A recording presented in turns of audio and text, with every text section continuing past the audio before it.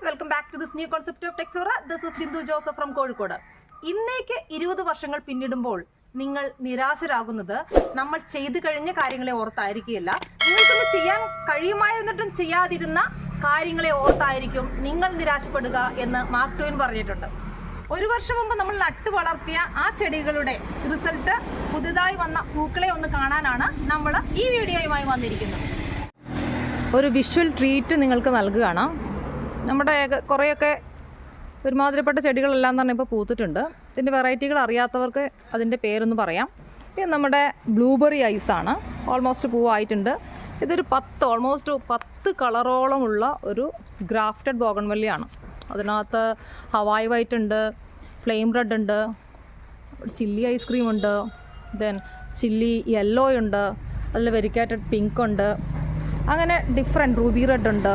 അങ്ങനെ different colours നമ്മൾ ചെയ്തിട്ടുള്ള ഒരു ഗ്രാഫ്റ്റഡ് ബോഗൺവില്ല. ഇത് അതുപോലെ തന്നെ വളരെ ബ്യൂട്ടിഫുൾ ആയിട്ടുള്ള വെരിക്കേറ്റഡ് ട്രൈ കളറാണ്.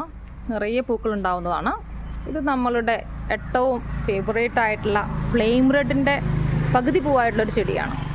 നമ്മുടെ സൺറൈസ് ആണ്. തൊട്ടപ്പുറത്ത് അതാണ്ട് നമ്മളുടെ റൂബി റെഡ് കുറേയൊക്കെ പൂത്തിട്ടുണ്ട്.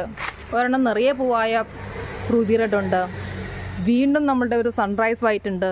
ദെൻ ഫയറോപ്പാലിൻ്റെ പകുതി പൂത്ത ഒരു ചെടിയുണ്ട്. ഇതും വെരിക്കേറ്റഡിൽ വരുന്ന പിങ്കാണ്. ദെൻ നമ്മളുടെ ബ്ലൂബെറി ഐസിൻ്റെ മറ്റൊരെണ്ണം. ഇത് നമ്മളുടെ ചില്ലി ഐസ്ക്രീമാണ്. വീണ്ടും നമ്മളുടെ ഫ്ലെയിം റെഡ്. വീണ്ടും ഇതാ നമ്മളുടെ ഹവായ് വൈറ്റ് വളരെ രാജകീയമായിട്ട് പൂത്ത് നിൽപ്പുണ്ട്. ഗ്രാഫ്റ്റഡ് ആണ്. ഇത് നമ്മുടെ നമ്മുടെ ബ്രസാ പീച്ച് രാജകീയമായി പൂത്തിട്ടുണ്ട്. എന്താ ഏര പൂ ഓൾമോസ്റ്റ് ആയി വരുന്നതേ ഉള്ളൂ, വിടർന്നിട്ടില്ല, മൊട്ടുകളാണ്. അപ്പം ഈ രീതിയിൽ ഓൾമോസ്റ്റ് നമ്മുടെ പൂക്കളെല്ലാം തന്നെ ഒരുമാതിരിപ്പെട്ട ചെടികളെല്ലാം തന്നെ പൂവായിട്ടുണ്ട്. ക്രിസ്റ്റീന ഓൾമോസ്റ്റ് പൂവായിട്ടുണ്ട്, മുഴുവൻ പൂവായിട്ടില്ല. അതുപോലെ നമ്മുടെ ഫ്ലെയിം റെഡിൻ്റെ മറ്റൊരെണ്ണം, ലോലയുടെ മറ്റൊരു ചെടിയാണ്.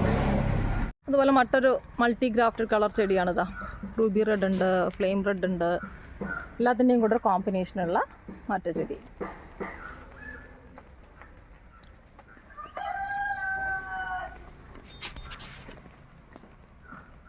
ബ്രിസ പിങ്ക് ഓൾമോസ്റ്റ് പൂവായി വരുന്നതേ ഉള്ളൂ. ഇതൊരു മദർ പ്ലാന്റ് ആണ്. നമ്മുടെ ടാങ്ലോങ് റെഡും പൂത്ത് തുടങ്ങിയിട്ടുണ്ട്.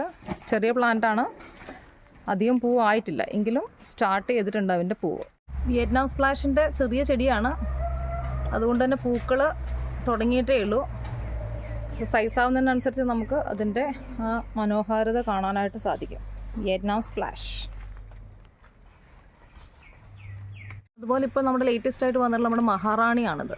മഹാറാണിയുടെ മദർ പ്ലാന്റ് ആണ്. ഇതിൽ നിന്ന് വേണം നമുക്കിനി തൈകൾ ഉണ്ടാക്കാനായിട്ട്. മഹാറാണി.